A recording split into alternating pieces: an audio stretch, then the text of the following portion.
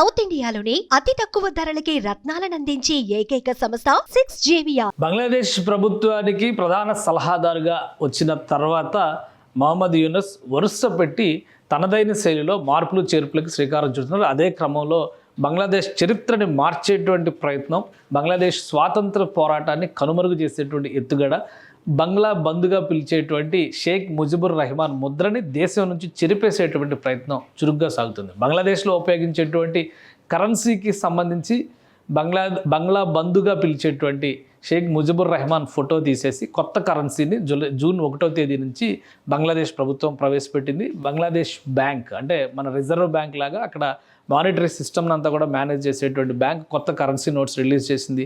పాత కరెన్సీ నోట్స్ని క్రమక్రమంగా చెల్లుబాటు నుంచి మినహాయిస్తామనేటువంటి ప్రకటన చేసింది. సో ఒకసారి చూద్దాం బంగ్లాదేశ్కి సంబంధించినటువంటి కొత్త కరెన్సీ ఏ విధంగా. ఇది పాత నోటు, బంగ్లాదేశ్ కరెన్సీ నోట్లో ఇక్కడ ఫాదర్ ఆఫ్ ది నేషన్ అంటే జాతిపిత, బంగ్లా జాతిపితగా చెప్పుకునేటువంటి ముజిబుర్ రెహమాన్ ఫోటో ఇక్కడ దృశ్యాన్ని ఉపయోగించడం అనేది చాలా కామన్గా జరిగేటువంటిది. అంటే మన దేశంలో మహాత్మా గాంధీ ఫోటోని ఎలా అయితే ఉపయోగిస్తామో బంగ్లాదేశ్లో ఈ ఫోటోని ఉపయోగిస్తారు. తూర్పు పాకిస్తాన్, పశ్చిమ పాకిస్తాన్గా ఉన్నటువంటి తరుణంలో 1971లో జరిగిన ఎలక్షన్స్లో తూర్పు పాకిస్తాన్ అంటే ఇప్పుడు ఉన్నటువంటి బంగ్లాదేశ్ ప్రాంతంలో ముజిబుర్ రెహమాన్కి చెందినటువంటి అవామీ లీగ్ పార్టీ మెజారిటీ సాధించింది. అంటే పాకిస్తాన్ ప్రభుత్వాధినేతగా, ప్రధానమంత్రిగా బాధ్యతలు ఈయన స్వీకరించాల్సినటువంటి సమయంలో పశ్చిమ పాకిస్తాన్లో ఉన్నటువంటి నేతలు కుట్రపూరితంగా ఆయన్ని ప్రజాస్వామ్య హక్కుల్ని కాలరాశారనేటువంటి రీజన్తో అరెస్ట్ చేసి జైల్లో పడేశారు. అక్కడి నుంచి బంగ్లా స్వాతంత్ర పోరాటం అనేది మొదలైంది. ముక్తిబాహిని పేరిట జరిగినటువంటి ఈ ఉద్యమం బంగ్లా కాందిశీకుల సమస్య వచ్చి భారతదేశం నెత్తి మీద కూర్చున్న తరుణంలో అప్పటి ప్రధానమంత్రి ఇందిరాగాంధీ బంగ్లా విముక్తి పోరాటానికి బహిరంగ మద్దతు ప్రకటించింది.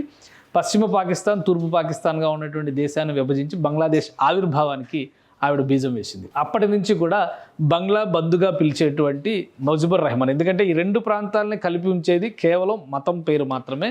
కానీ తూర్పు బంగ్లాదేశ్లో అంటే తూర్పు పాకిస్తాన్లో ఉన్నటువంటి ముస్లిమ్స్ అందరూ కూడా బంగ్లా మాతృభాష, బెంగాలీ మాతృభాష, అలానే సంస్కృతి సంప్రదాయాల విషయంలో కూడా హిందువులతో మమేకమై సాగేటువంటి జీవన విధానం ఉండేది. కానీ పశ్చిమ పాకిస్తాన్లో వాళ్ళ మాతృభాష అంతా కూడా ఉర్దూ ఉండేది. ఆ డామినేషన్ అంతా డిఫరెంట్గా ఉండేది. మరొక ముఖ్యమైన విషయం ఏంటంటే తూర్పు బంగ్లాదేశీయులంతా కూడా నల్లగా ఉండేవాళ్ళు, పశ్చిమ పాకిస్తాన్లో ఉన్నటువంటి మనుషులందరూ కూడా తెల్లగా ఉండేవాళ్ళు. సో ఇక్కడ ఒక రకమైనటువంటి జాతి అహంకార విభేదాలు కూడా పడుసూపే అనేటువంటి అభిప్రాయం ఉండేది. వీటన్నిటినీ త్యజించి పోరాడినటువంటి వ్యక్తి చివరికి దేశానికి స్వాతంత్రం తీసుకొచ్చి బంగ్లాదేశ్ ఆవిర్భావానికి కారకుడైనటువంటి వ్యక్తి షేక్ ముజిబుర్ రెహమాన్. అయితే ఆయన దృశ్యాల్ని ఈ కరెన్సీ నోట్స్లో ముద్రించడం అనేది 1973 నుంచి 72లో స్వాతంత్ర దేశంగా ఆవిర్భవించిన తర్వాత కొత్త కరెన్సీ. అంటే బంగ్లాదేశ్లో మనం రూపాయి వాడినట్టే అక్కడ టాకాలు వాడతారు. ఈ టాకా కరెన్సీలో ఇది ఖచ్చితంగా ఆయన ఫోటో ఉపయోగించి, కానీ మొదటిసారిగా ఆయన దృశ్యాన్ని తీసేసినటువంటి ఫొటోస్ని అంటే కరెన్సీని డిజైన్ చేశారు. వాటి దృశ్యాలు బయటకు వచ్చినాయి. ఇవి ఇప్పుడు చలామణిలో కూడా వచ్చినాయి. బంగ్లాదేశ్ బ్యాంక్ కూడా ఇది అధికారికంగా ప్రకటించింది, బంగ్లాదేశ్ ప్రభుత్వం కూడా. అయితే ఇక్కడ ఒక ఆసక్తికరమైనటువంటి విషయం ఏంటంటే ఇవన్నీ కూడా బంగ్లాదేశ్ చరిత్రని, సాంస్కృతిక వారసత్వాన్ని ప్రకటించేటువంటి దృశ్యాలుగా మనం చూడాల్సి ఉంటుంది కరెన్సీ నోట్స్ మీద ఉపయోగించినటువంటి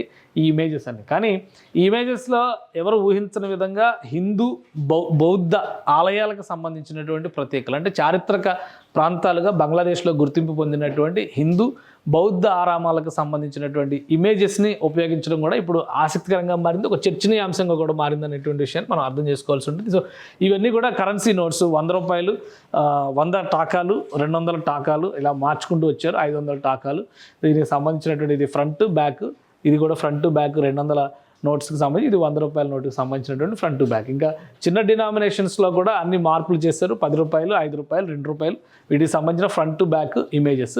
సో ఇప్పుడు దీనిపైన సోషల్ మీడియాలో పెద్ద ఎత్తున చర్చ జరుగుతుంది. ఎవరు ఊహించిన for first time ever Hindu temple and Buddhist temple in currency of Bangladesh.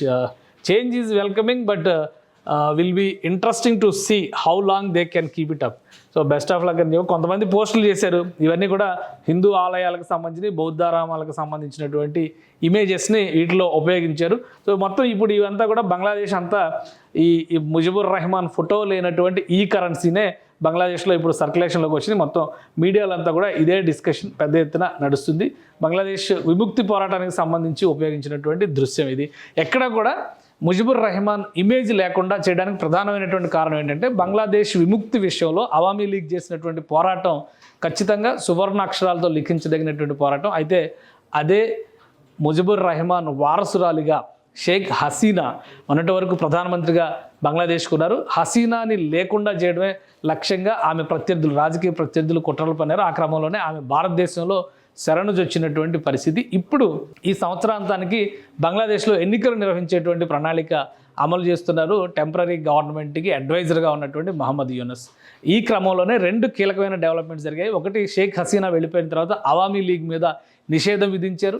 అదే క్రమంలో ముజిబుర్ రెహమాన్ విగ్రహాలను ధ్వంసం చేశారు. ముజిబుర్ రెహమాన్ చరిత్రే కనబడకుండా చేసేటువంటి ప్రయత్నం ఒకటి ఇప్పుడు జరుగుతుంది. దీనికి ప్రతీకారంగా మరొక చర్య జరిగింది. అది ఏంటంటే, గతంలో ఎప్పుడూ ఊహించిన విధంగా రాజకీయ ప్రత్యర్థులందరికీ కూడా జమాతే ఇస్లామీ బంగ్లాదేశ్ శాఖ 1973 నుంచి నిషేధాన్ని ఎదుర్కొంటుంది. సో దాని చీఫ్ని నిన్నగాక మొన్న క్షమాభిక్ష పెట్టి సుప్రీంకోర్టు విడిచిపెట్టినటువంటి పరిస్థితి. ఇప్పుడు ఆ పార్టీ మీద ఉన్నటువంటి నిషేధాన్ని కూడా సుప్రీంకోర్టు కొట్టేసింది. అంటే బంగ్లా విముక్తి పోరాటాన్ని వ్యతిరేకిస్తూ పశ్చిమ పాకిస్తాన్కి అనుకూలంగా అప్పుడు జమాతే ఇస్లామీ పోరాటం చేసింది. ఇప్పుడు జమాతే ఇస్లామీ స్వతంత్ర బంగ్లాదేశ్లో రాజకీయ పోరాటం చేయడానికి సన్నద్ధమవుతుంది. మొత్తం మీద ఈ దాదాపు 50 ఏళ్ల ప్రస్థానంలో పూర్తిగా బంగ్లాదేశ్ చరిత్రని, బంగ్లాదేశ్ స్వాతంత్ర పోరాట చరిత్రని రీరైట్ చేసేటువంటి ప్రయత్నం జరుగుతుంది. కరెన్సీ నోట్స్ నుంచి అది మొదలైంది. ఎంతకాలం ఈ యుద్ధం జరుగుతుంది, అలానే ఎన్నికల్లో ఎవరు గెలుస్తారు, షేక్ హసీనా కుటుంబాన్ని పూర్తిగా బంగ్లాదేశ్కి దూరం చేసేటువంటి ఎత్తుగడలో ప్రత్యర్థులు ఎంతవరకు విజయం సాధిస్తారనేది కాలం చెప్పాల్సినటువంటి అంశం. సుమన్ టీవీలో మీ పర్సనల్ అండ్ బిజినెస్ ప్రమోషన్స్ కోసం కింది నెంబర్కి కాంటాక్ట్ చేయండి.